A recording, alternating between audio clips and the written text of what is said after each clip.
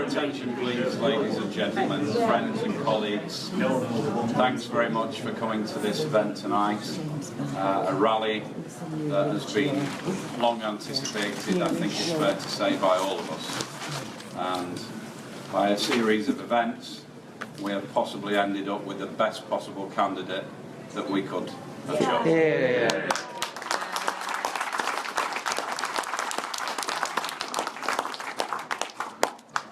I hope it's not lost on many of you, certainly my friends from Bolton, that we've chosen this venue because it's significant.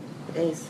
In these parts, the local fans have a song, and it goes, "They all laugh at us, they all mock at us, they all say our days are numbered." Well, to use Nigel's terminology, they aren't laughing now. Because we had a wonderful result this year, and now is the time to take UKIP into the next stage. Tonight we're joined not only by Paul, but by Peter Whittle, who's made the long journey up from London. I'd like to give him a round of applause.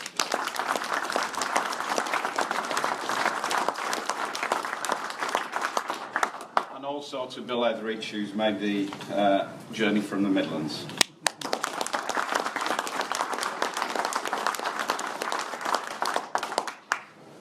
We have a fantastic opportunity in the northwest of England, and when I was at the regional chairs meeting last week, I can assure you all that the party is very conscious of the significance of the northwest and how it will be a key battleground in the coming years, certainly in the next election. When Paul and I spoke about 18 months ago, he made it very clear that even though the referendum was going to be very important to us, that the real time for UKIP was 2020. And I believe that. I believe that we can win seats in the northwest, that we have some great people, that we have a great team, great branches, and in Bolton in particular, it's a model of how to do things, representing the local people, getting their issues out, and that's what we need for local politics. UKIP represents an area where in lots of places the Tories cannot get to.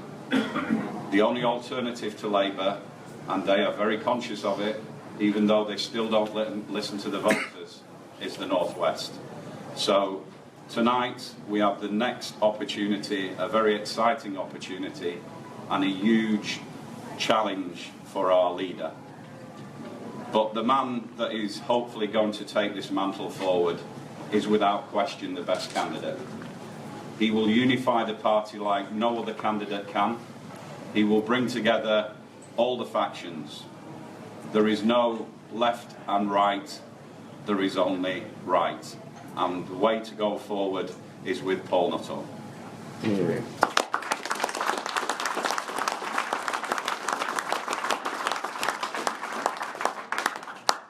Our first speaker tonight himself was one of the leadership candidates in the first leadership challenge, and he has very gracefully bowed out now to offer his support wholeheartedly to Paul. So I'd like you to give a warm welcome to Mr. Bill Etheridge.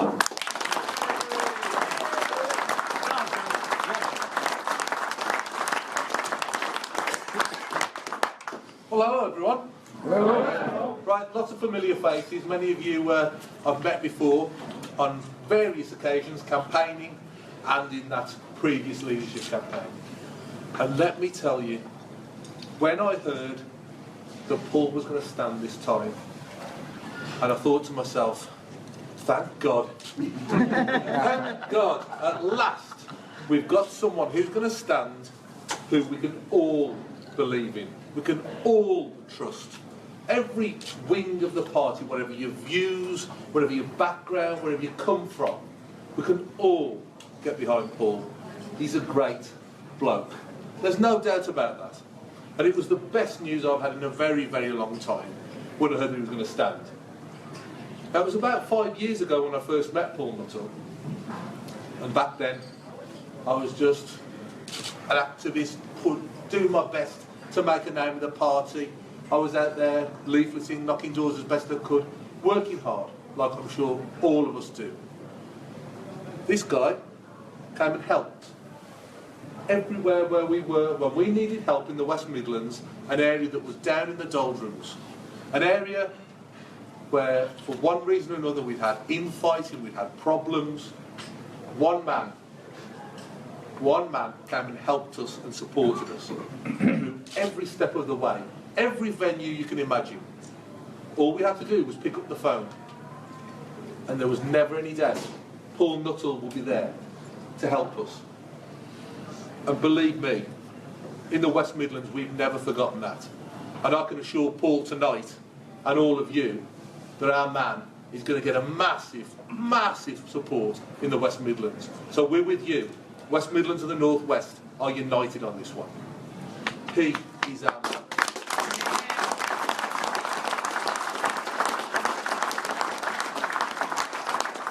During that time when I was with Paul and we were campaigning, we actually got to a point where it led up to the 2014 European elections, and we did have a bit of a running joke that we were a double act. We must have done, I don't know, 15 or 20 speeches together, all around the country. And I got used to being his warm-up man, so this is not unusual. But I'm quite glad that Peter's in the middle of us, because it's always, you know, I don't like to be the one who's immediately compared to him, because when he brings out the thunder, it's hard to match.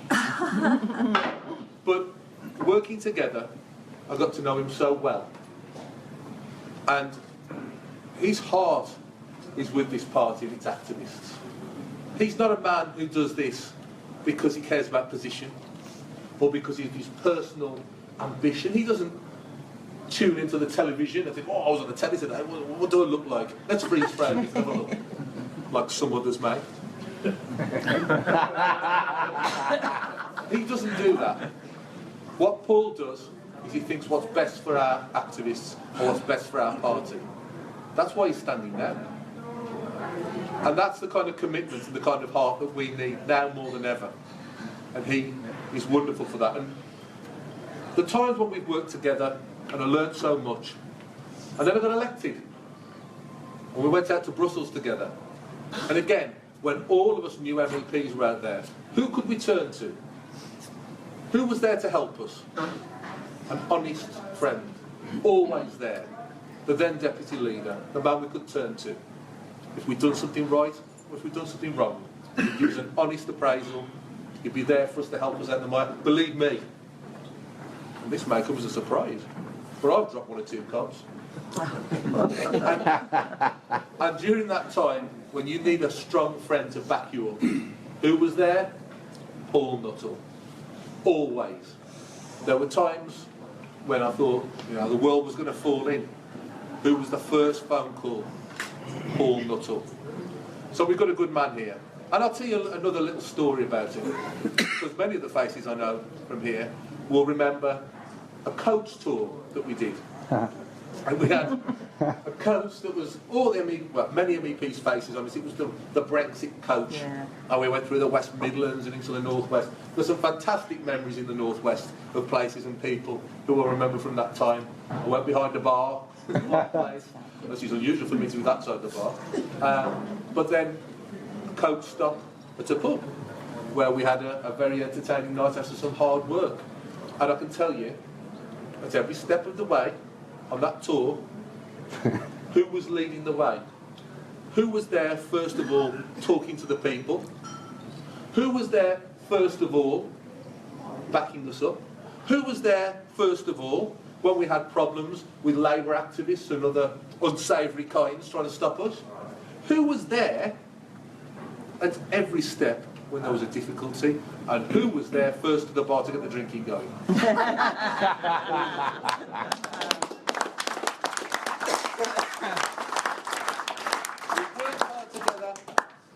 And this is a guy who I've got to know both socially and through work.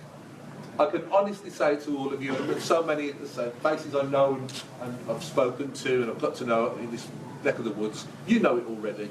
But it's a real pleasure for me. When Paul picked up the phone to me and said he'd like me to come and speak, I thought, yes, where, how long, it's a pleasure. This is a man who will lead us, will all have no problem with it. The party will unite. will bring us together. It may come as a surprise due to my cuddly and soft demeanour, but some people think I'm a hardliner. I don't know why they think that. But I know that this is a man right in the centre of the party, right in the centre of opinion, and he'll bring us all together. And I know it's going to be a great success. So you watch. From when the massive score comes in and Paul's won, from that point onwards, you watch our party grow. You watch our electoral success grow. You watch our confidence grow. Because there will be a man who brings all of the best of our talents to the forefront. A man who wants to see his colleagues do well. And a man who's just as easy going out in the streets campaigning, putting a leaflet through a door, as he is on national TV. We could have no better leader. And I could have no better friend. And that man is Paul Nuttall, and I am honoured to be here tonight. And I'm looking forward to the rest of the evening. It's great to see you all. So let's remember, Whittle is Paul.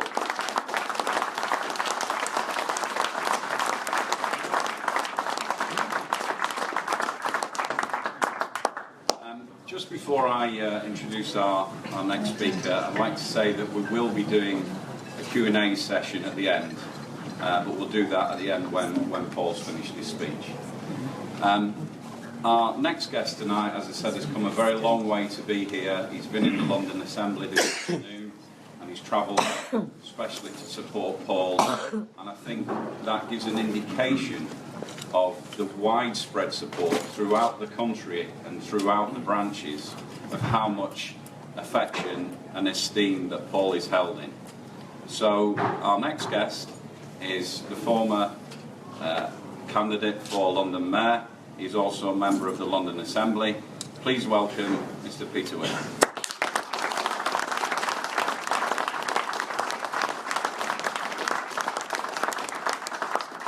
Good evening, ladies and gentlemen. Do you know, this morning, before I came, we were in the London Assembly. I don't really know much about the London Assembly. It's the most powerless assembly that there is in the country. But I'm very confident to be on it. But we were discussing the Notting Hill Carnival and what should be done about it, because of course there were some possible deaths there. This last one we just had, just avoided at the last minute. It was all about security. But we have a sort of just a scrutinising role there in the London Assembly. But so in some ways it's rather like the European Parliament, I suppose, in many ways. But also like the European Parliament, it is an absolutely invaluable way to put UKIP's voice across on a platform. Because in London there's myself and David Curtin, and we're the first UKIP members there for 12 years now. And basically, because we're the only London representatives, apart from obviously our great Gerard Batten, we get a lot of media, we get disproportionate media. And I'm very happy with that, because it means that we can get our voices and UKIP's voice out there in the media.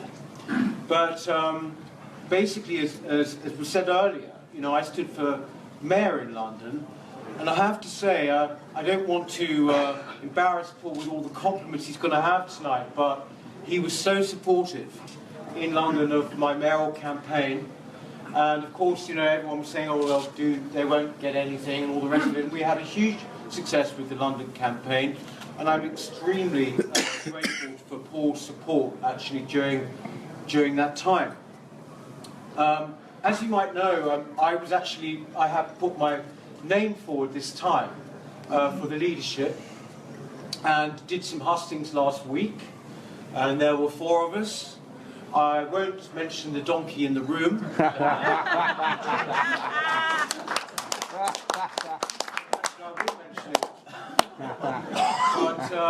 there's that guy, and obviously Suzanne and Paul.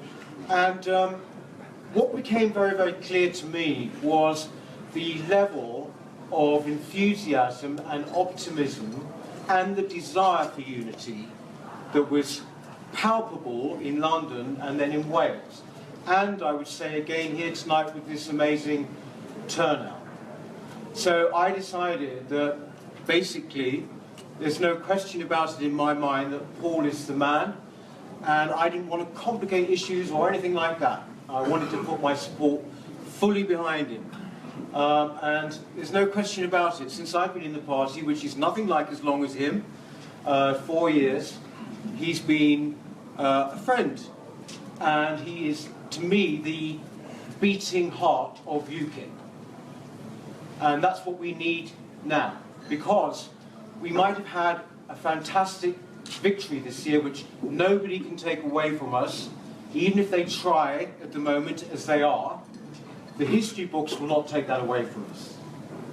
But we have to go on for the next 4 years, 5 years, 10 years. So you might say, we had a peak this year we were all working towards, and that was Brexit. And so the media is saying to us, well, you know, in that case, there's no point to you anymore. Ladies and gentlemen, I would say that there is more point than ever, and this is something which I know Paul grasps absolutely. And I would say as well that I've been completely inspired by the sort of things he has said over the past 3-4 years that I've been a member, and indeed the things he's written in his various columns.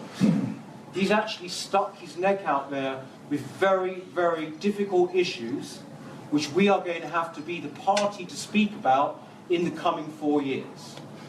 So first of all, I would say that what we have to do is build towards 2020. That's our new peak. We have got to get representation in 2020, the general election. We have got to become the voice of patriotic working people in this country, everywhere.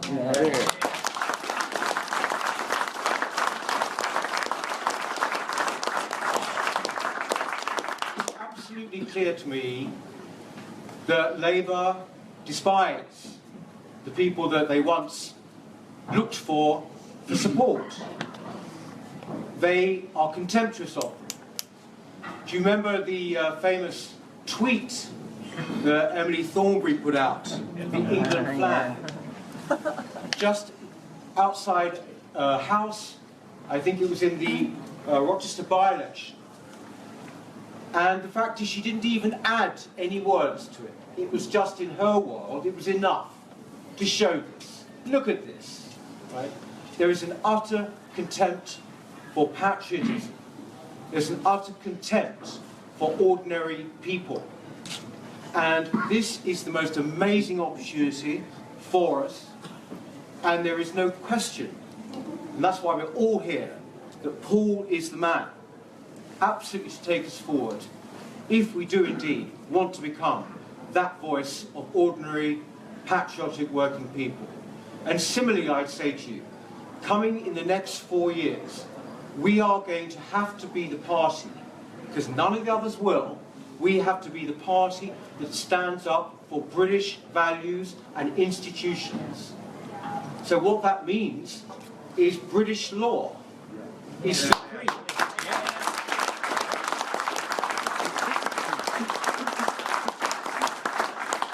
I know Paul realises because I've read his column. I've seen him speaking.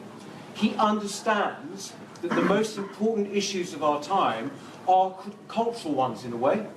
They're about British culture. Right? We have to be the party that says no to Sharia law. We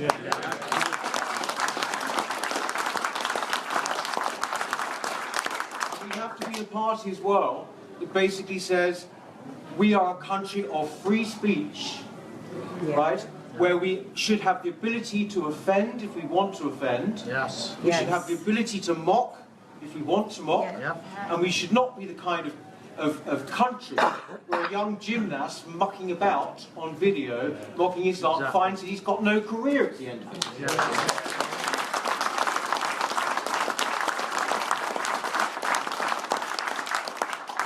I say all this because I am not grandstanding for myself. The fact is, I know, and one of the reasons I absolutely came in for Paul last week, he understands all of these compelling issues of our time. Of course, Brexit has to mean Brexit, but these are new challenges that we have really got to take on. And I feel proud, actually, to be supporting a man who understands this, I would say, better than any senior member of this party. So without further ado, I'd like to take this, I'm proud to take this opportunity to introduce to you the next leader of UKIP, Mr. Paul Nuttall.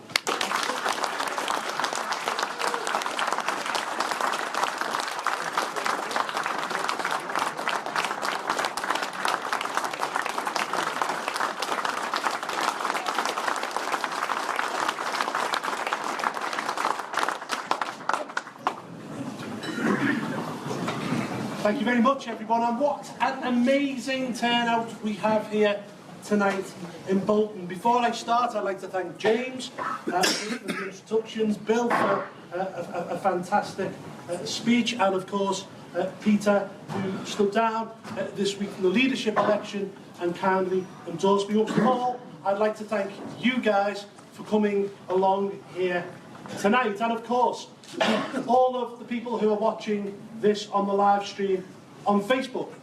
Why Bolton? Well, Bolton is in my region, the region I've led now for nearly a decade. Bolton because the party decided that it wasn't going to give the North West a hustings, and therefore we decided that you guys deserved something as well. But more so Bolton because it's a place where we're getting it right. We have 5 people, 5 councillors elected onto Bolton Council. These guys are practising pavement politics. They are engaging with their local community. And indeed the Bolton branch is a beacon of light to UKIP branches, not only across the North West, but the whole of the north of England. And we should be very proud of what they're achieving.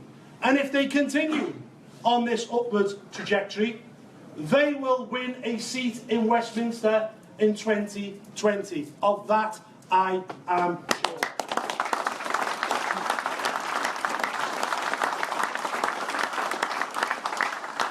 Bolton is also a microcosm of what is going on within the party. You hear people say that UKIP is in decline, political commentators and indeed certain people who say we're on a death spiral. Nothing could be further from the truth. 2 opinion polls this week had our party on 13%. Our membership is at 33,000. We have an MP. We have 21 MEPs, 3 members of the House of Lords, 500 councillors working hard across the country, and we are the only party that has representation in all 4 corners of our kingdom. UKIP is going from strength to strength, but it can be bigger, it can be stronger, and it can be better. Ladies and gentlemen, and I'm saying this now not just to you guys, but those watching on Facebook, if you want the infighting to continue, then I am not your candidate. I am standing to bring this party together. I believe in unity. I believe that our cause is bigger than any personalities.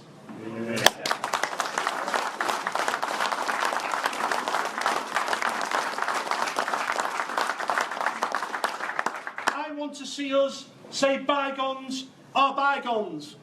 I want to put what's gone on internally over the past couple of months in a box called the past. I want to build a team of all talents, where all talents are utilised and people are not marginalised. I want to see November the 28th, when a new leader is elected, I want to see it be day 0, a new beginning for our party. Because make no mistake, the last few months have taken this party to the edge of a political cliff. It will either step off or step back. And I believe, with my experience, I am the best candidate to encourage the party to step back, because we have a fantastic future.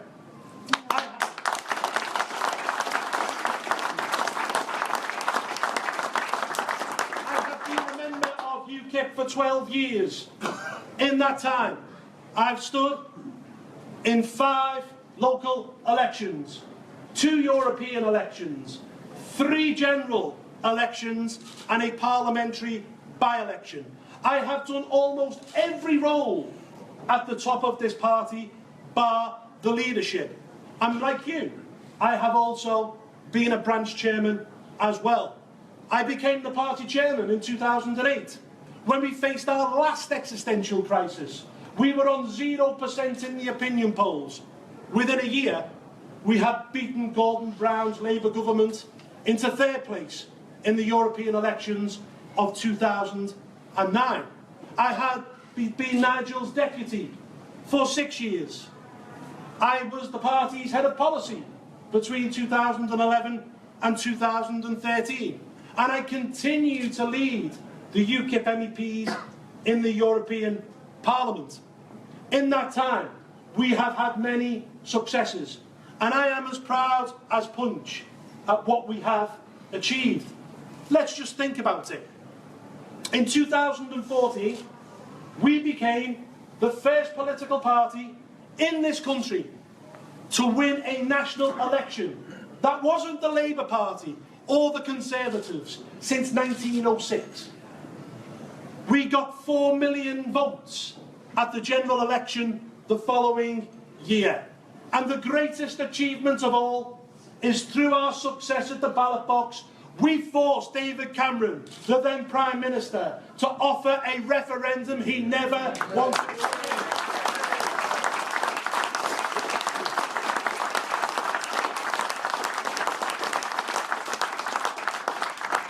And as a result, we have gone on, through your hard work, the activists who've gone out and delivered leaflets and manned street stalls, we have ensured that we have won that referendum, and we now are on the edge of leaving a corrupt, sclerotic European Union.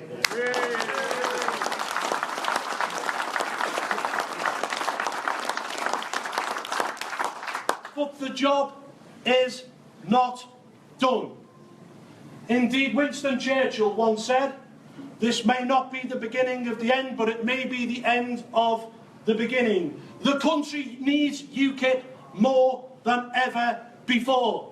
You only have to see what happened on Thursday, when High Court judges have pitted Parliament and parliamentarians against the people. And you hear people like Nick Clegg and Ed Miliband talk about the value of parliamentary sovereignty.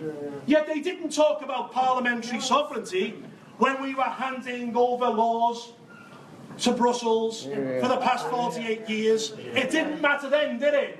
But suddenly it matters now. This is a charade, ladies and gentlemen. It is an effort designed to, one, water down Brexit and ensure that we stay in the single market. That is not acceptable. Freedom of movement.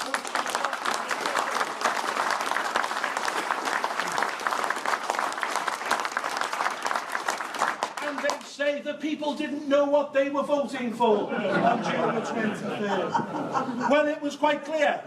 Vote Leave and Leave.eu made it perfectly clear in their literature. It was about taking back control. Control of our borders. Control of our own money. We don't want to be paying a £55 million membership fee to be members of this club. And control of our own laws. We want 100% of our laws made in Westminster by people we elect. Yeah.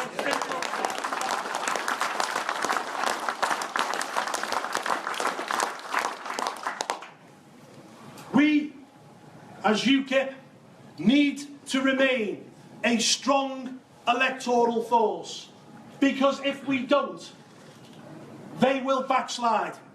These people cannot be trusted on this issue, and we need to stay in the game, grow in membership, grow in the opinion polls, win more council seats, win parliamentary by-elections, and bound on and win seats in the House of Commons in 2020, because we need to ensure Brexit really does mean Brexit. Yep.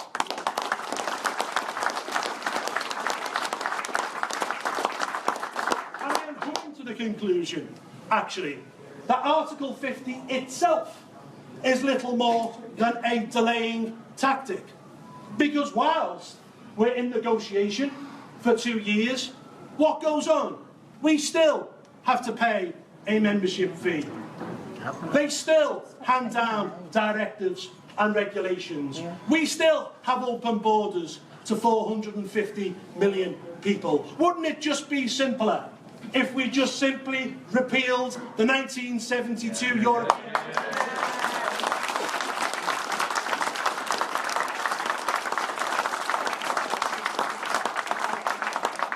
And on that level, I have appointed, if I'm elected, Gerard Batten as our Brexit spokesman in this country here on in. Mrs May is having a honeymoon period. It all seems to be going well at the moment, but it's all talk and little action. Her record as Home Secretary is appalling. Take immigration. She talked tough for 5 years on immigration, but on her watch we had open borders. The numbers of people coming into this country actually went up and not down. In 2015 alone, a city the size of Newcastle came to this country, and we know what happens as a result. Wages are driven down in working class communities, and many working class people are put out of work. I'm sorry, when UKIP says it wants to see British people put at the front of the queue in the job market, unlike Mrs May, we mean it.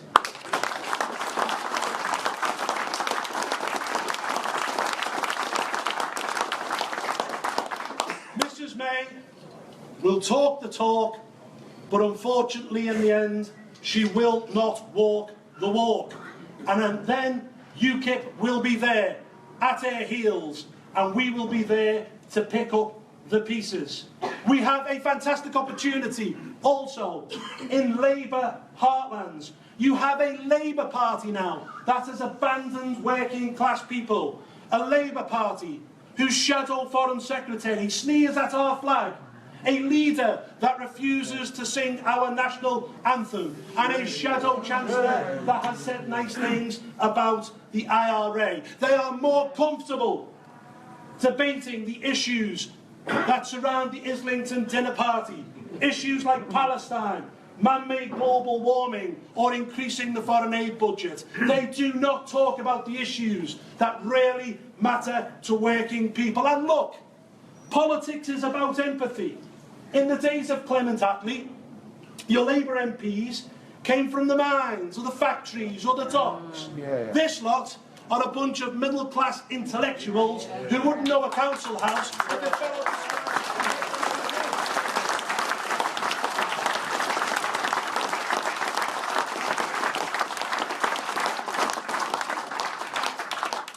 We can move into these communities and we can replace the Labour Party once and for all as the sensible, patriotic voice of working people. And how can we do this? Well, we need policies that resonate with working people.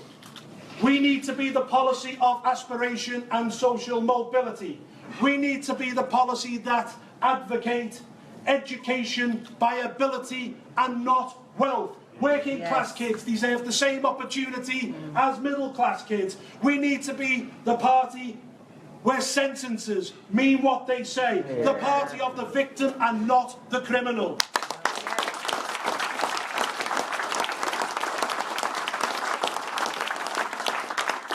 We need to be the party that makes sure that our money and our taxation is spent here in our country. And the best place to start is by slashing the foreign aid budget and ensuring that the 9,000 servicemen who will sleep up tonight have a bed to sleep in. We need to be the party that ensures that we have proper border controls. And when we say we want British jobs for British workers. We will follow through. We need to be the outriders on big issues. UKIP is at its best when it is being radical. We must look at constitutional change. We must look at an English Parliament. We must look at an elected House of Lords. And finally, we must be the party that has the courage to tackle the issues that other parties will not touch. We must stand up and say that female genital mutilation is not acceptable in this country. Forced marriage is not acceptable in this country. Sharia courts are not acceptable.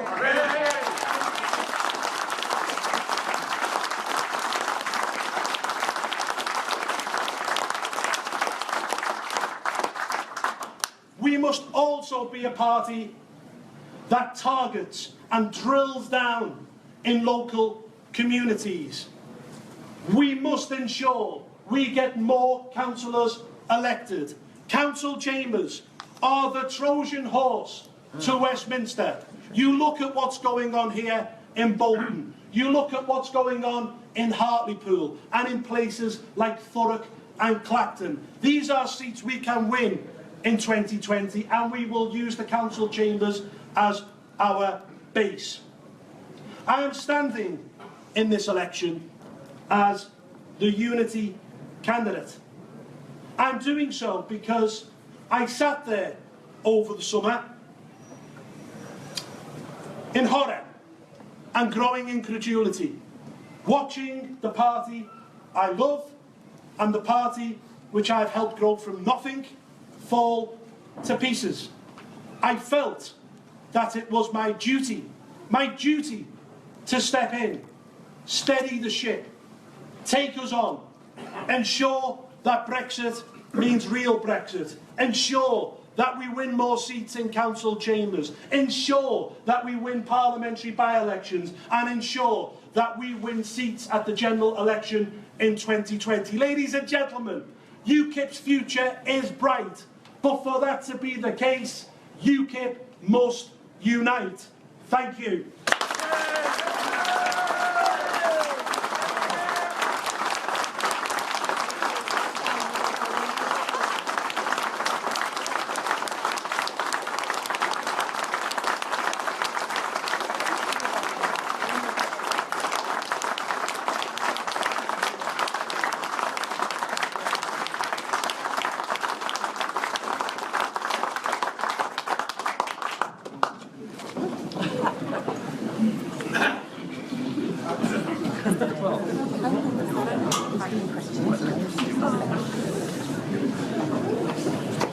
Thanks all.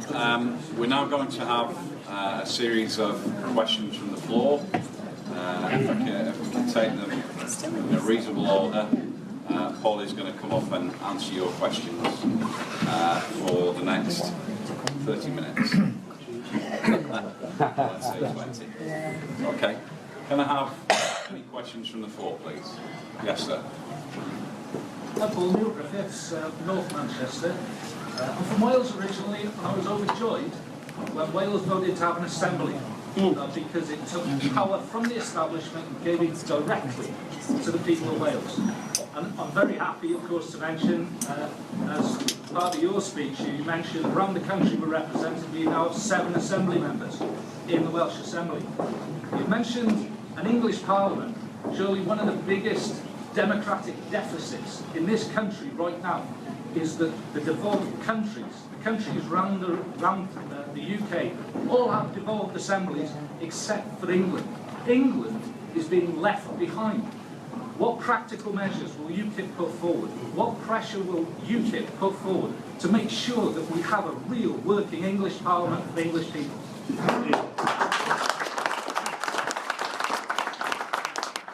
Well, I was initially opposed to devolution. I thought it would lead to the breakup of the union, which we all love. The union which has really given us peace and prosperity for the past 300 years. That isn't the European Union, by the way. In fact, Tony Blair was also opposed to devolution, but had been handed the baby by John Smith and couldn't get out of it.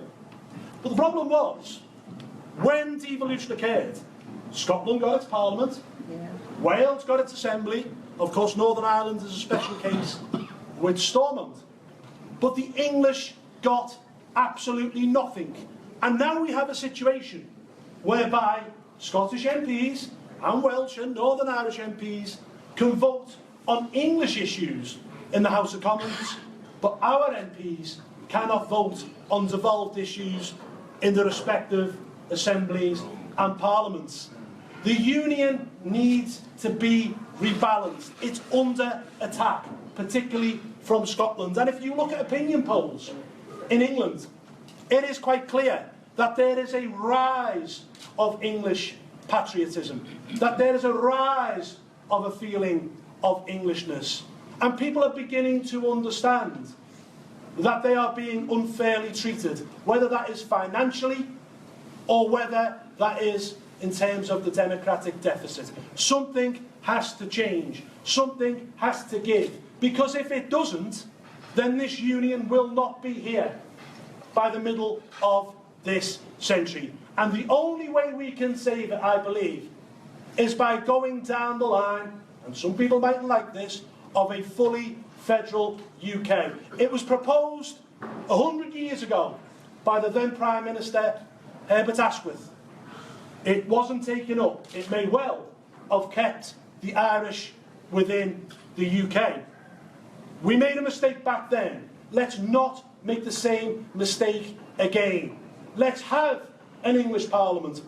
Let's have an English First Minister. But then also, let's have a federal chamber where the British Prime Minister sits and we deal with non-devolved issues like foreign policy and defence. And if you want to be really radical about this, the chambers already exist. The House of Commons could in effect become an English Parliament, where you have English MPs elected on a proportional representation basis. And the Lords itself can become the federal chamber. I know it's radical, but UKIP is at its best when it is radical. UKIP has to lead on these issues and not follow, because I guarantee the other parties are thinking at the moment about these ideas, because they know we are rushing headlong into a constitutional crisis, and I believe we should be the outriders, we should be the thinkers, because if we put things on the table, other parties follow. Let me give you one example of this. 10 years ago, we spoke about an Australian-style points-based system for immigration. We were called racists, xenophobes, and all the rest of it. It is now government policy for non-EU migrants. We have led, they have followed, and on the issue of an English Parliament, I believe we should lead again.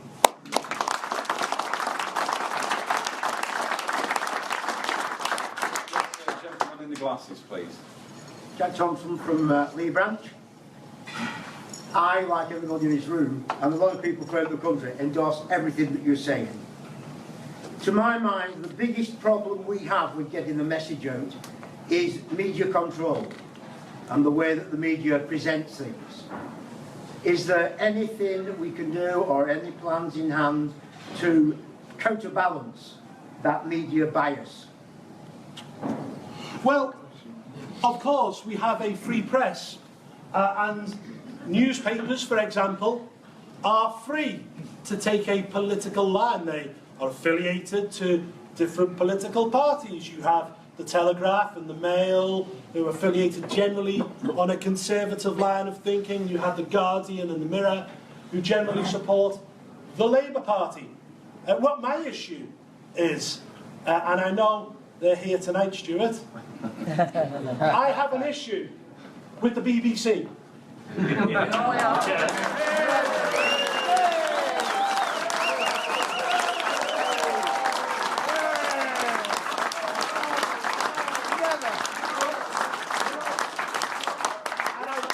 I apologise to Stuart right now. But the problem is this. I think the BBC is too big. It's unwieldy. I think it needs to be reduced in size. I know Nigel said during the general election that he would like to see the BBC concentrate on news and maybe outsource other programmes. Actually, I would do the opposite. I think the BBC is very good at Doctor Who and very good at EastEnders and popular programmes. Where I have a problem is when I wake up and I get spoon-fed left-wing bias.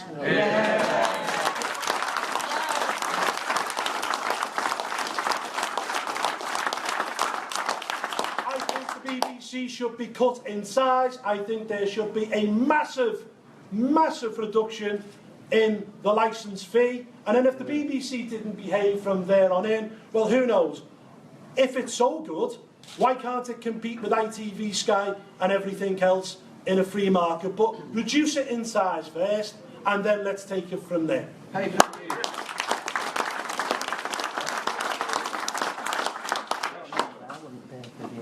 the EU has an impact on every facet of our ordinary lives. What would you do post-Brexit to the VAT on domestic fuel, landfill tax, which means we've got weekly big elections, second, third, or every fourth week, and all the wonderful things that the EU does for ordinary people's lives? Was that landfill tax and VAT? Well, the key point is that we haven't been able to do anything about these things because of EU directives and regulations.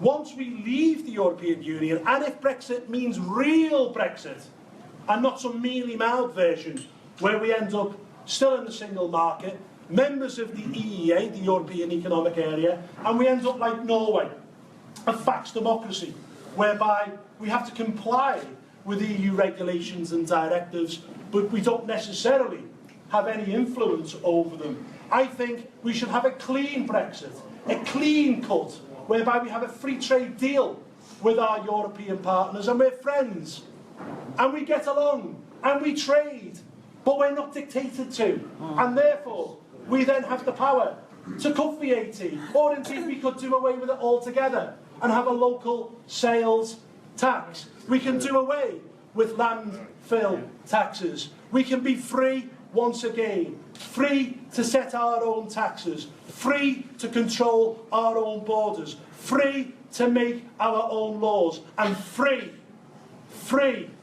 to control our own finances. The future is bright outside the European Union. Project Fear has not worked, will not work, and we will be a beacon of light to the rest of Europe, Schnee.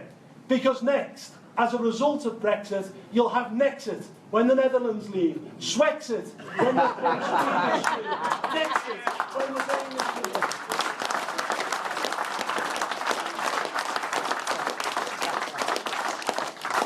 Yes, sir, you're at the back.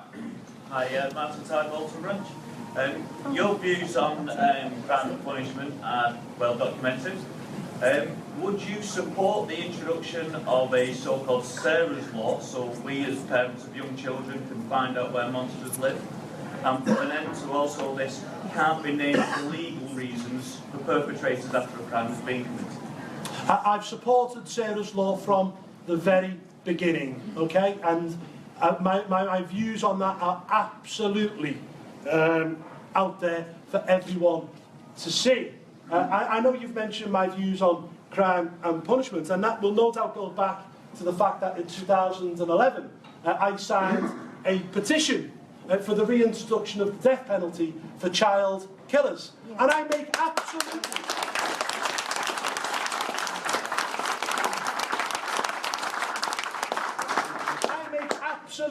no apology for signing that petition, because I do not see why my hard work or taxation is spent keeping people like Ian Brady and Ian Huntley in relatively nice surroundings. I'm sorry, I just don't buy that whatsoever. But I want to make it clear, this will not be UKIP policy.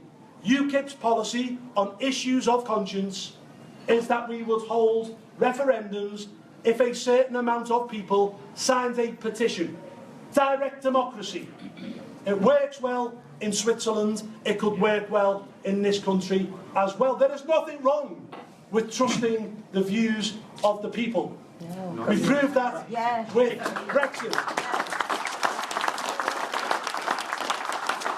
But what I will say, in the UKIP manifestos of the past, the threshold to trigger a national referendum has been 5%. I will probably up that to 10% to ensure that there was no frivolous topics that could trigger that a referendum could be triggered on, and there would be a short period of time in which to trigger that referendum. But I have absolutely no problem whatsoever in listening to the people. The government is elected by the people. It should listen to the people and not dictate to them.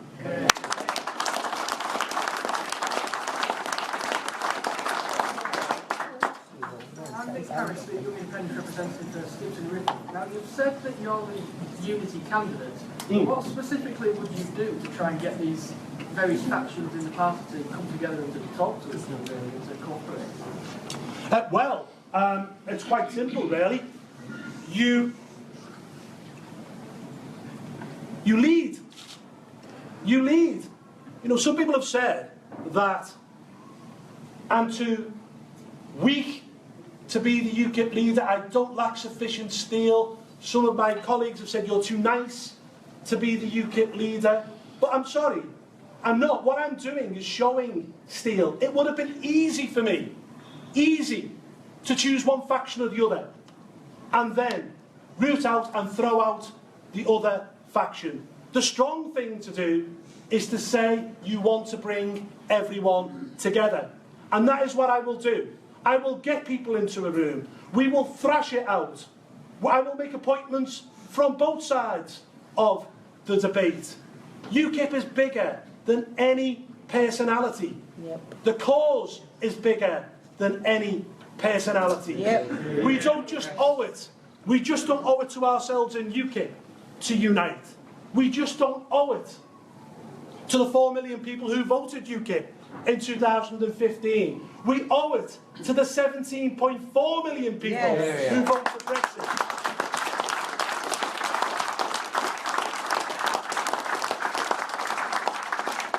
And as I said before, I'm doing this out of duty. I genuinely feared last month that this party, something I've given my life to, may well not be here this time next year.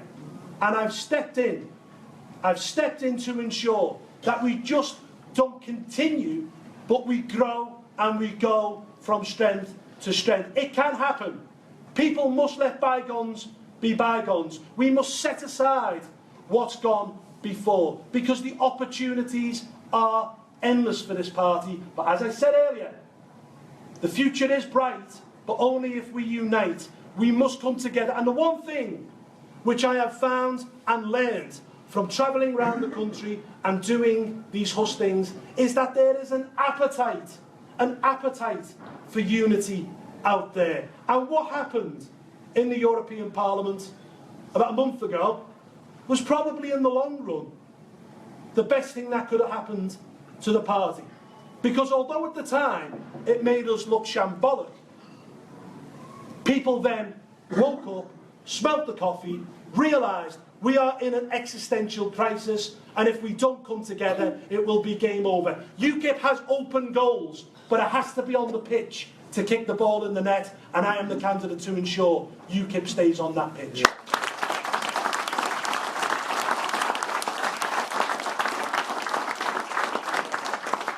Yes, the gentleman there, right at the back, please. James, there's one over there as well. Hi Paul, Calvin Chapman from Manchester. Last year when I stood in the parliamentary contest for Stretford and Urnston, I had to spend 6,000 of my own money. How are you going to change the party so that we actually start bringing in money, so that we can run the campaigns we want to, so that we can have the party that we need? At the minute, we don't have the money coming in. What are you going to do that's different? Okay, firstly, let me just say this. The horror stories that you're reading in the press at the moment, that UKIP is somehow broke or in financial dire straits I've read somewhere that we're £800,000 in debt. None of it is true. The party is on a sound financial footing. I have guarantees from the party's biggest donors that we are financially secure moving forward. They realise the importance of a strong, electorally viable UKIP. These are people who've campaigned for years to get out the European Union. And although we do have Brexit, they want to ensure we get the right Brexit, and they do not trust Theresa May or Jeremy Corbyn or Tim Farron or any of the establishment political parties to deliver what we want, and therefore they are committed to funding our party in the foreseeable future, and a statement will be going out very soon indeed. So do not worry, do not worry. The party will be on the pitch, and it will be financed heavily, and we will go from strength to strength.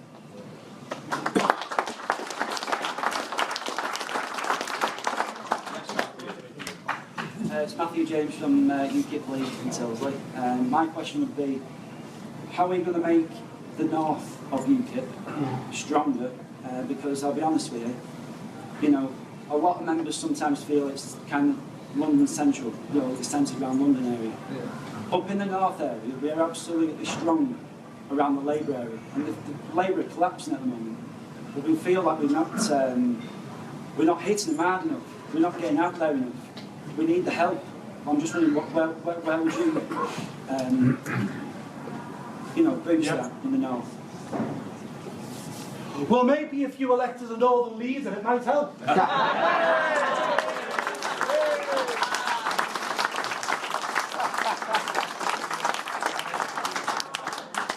Seriously, I think there are a number of things internally we need to look at.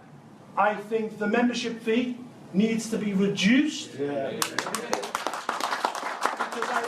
I think in many working class communities it precludes people from becoming members of our party.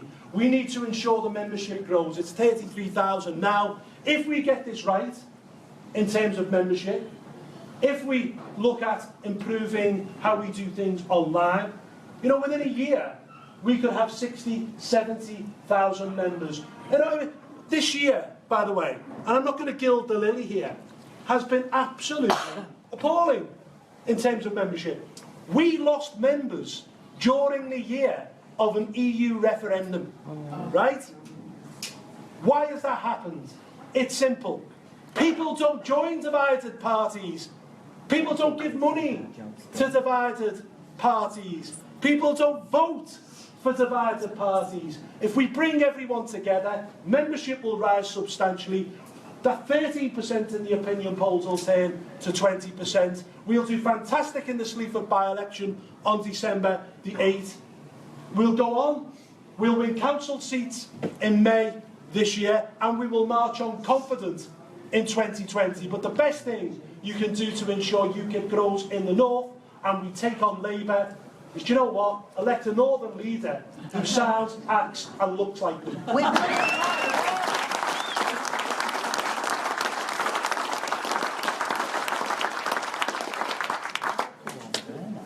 Mark Bradley from Lee Branch. I've served 23 years in the Royal Navy, and after Labour led us into the financial crash that we went into, I watched my pay stagnate for years. Is there any scope for UKIP coming up with a policy that will link the pay of the armed forces to that of politicians, so that if politicians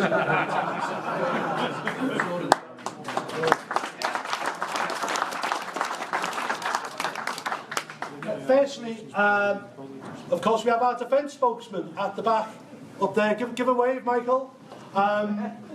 Former para. I was going to make a joke.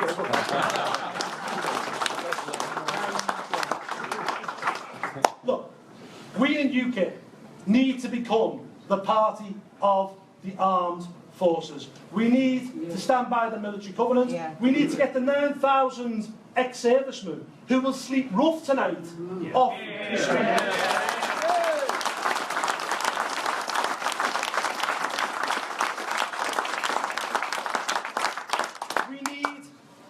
To meet our NATO commitments, we need to increase defence spending because the world is a pretty perilous place at this moment in time.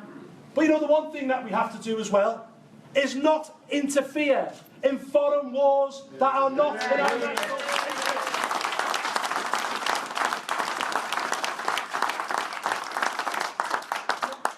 I've been on this line for a long time now. I was opposed to the war in Iraq because, to me, it made absolutely no sense whatsoever to do away with a dictator, an evil and cruel dictator, but one who was keeping a lid on Islamic fundamentalism.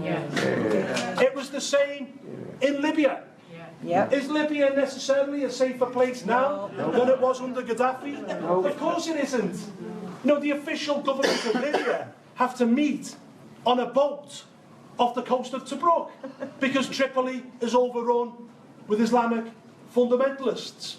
I was one of the first politicians in Britain to go out on Question Time in February 2012 and say we should have nothing to do with what's going on in Syria. But of course, the know-it-alls in Westminster, your Malcolm Rifkins and whatnot, said no, what we have to do is we have to remove the Assad regime and we have to arm these cuddly rebels.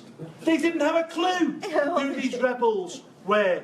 And it turns out they are the Al-Nusra Front, the Syrian Mujahideen, which is linked to Al-Qaeda. It's Islamic State. And I put it to you that these people are more of a threat to global peace than President Assad or indeed President Putin. Okay?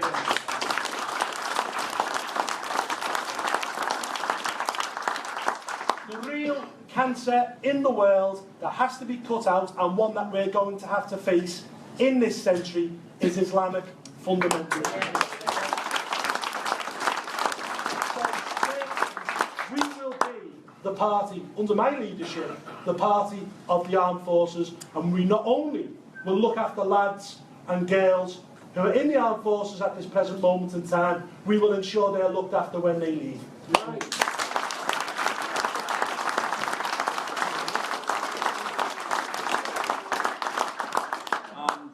We'll leave the last question to the lady in the second row, please.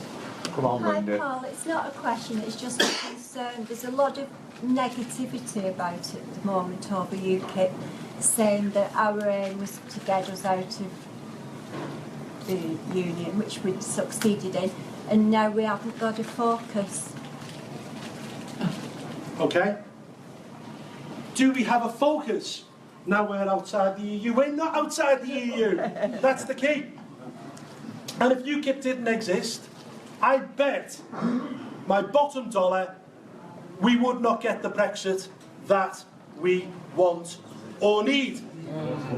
Therefore, we have to be on the pitch. We have to be at the heels of this Conservative government. We have to kick out Labour Remainers in 2020.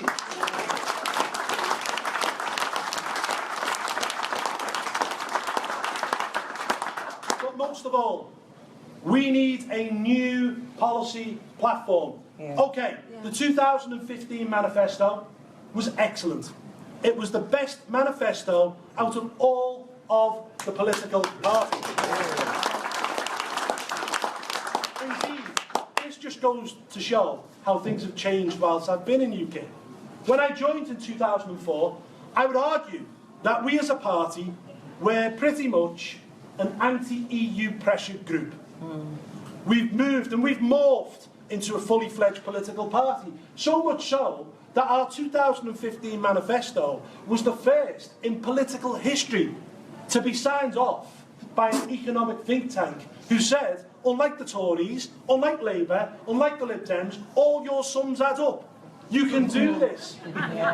But we still need to be about the issues that we have to tackle. We have to campaign hard in local communities. There are issues such as HS2, a white elephant which is going to cost this country £80 billion. It's a nonsense. We must campaign against issues like that. I believe we must campaign for an English Parliament. We must be the party that say that the National Health Service is a national health service and not an international health service.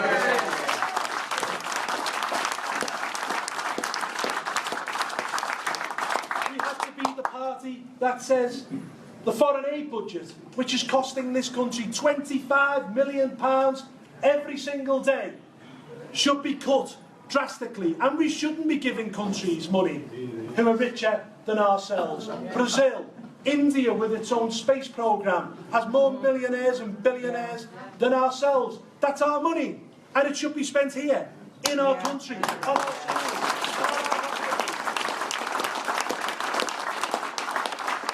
We must become the party of the military.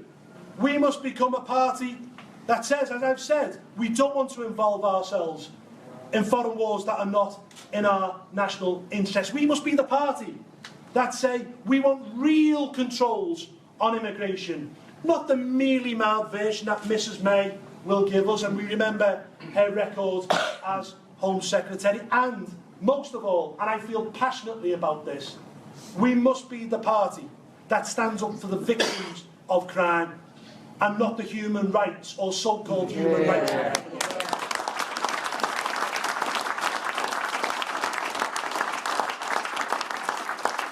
So overall, we have a great future. UKIP has done fantastic in the first half of this decade. It can do even better in the second. We must come together. We must reorganise.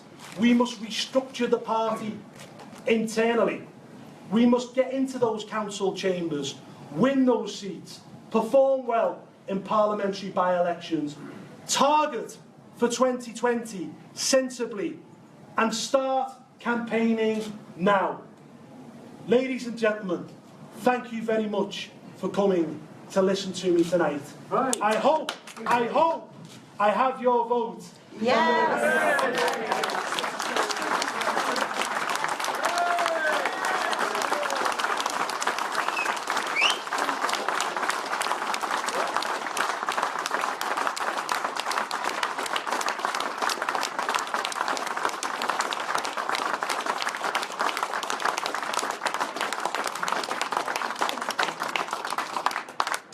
I'd like to finish by thanking you on behalf of the North West region for attending tonight. Your support's been fantastic. I think it's been a great evening. I think we've got a lot to look forward to, and I'd like us to show our appreciation to Bill and to Peter for attending.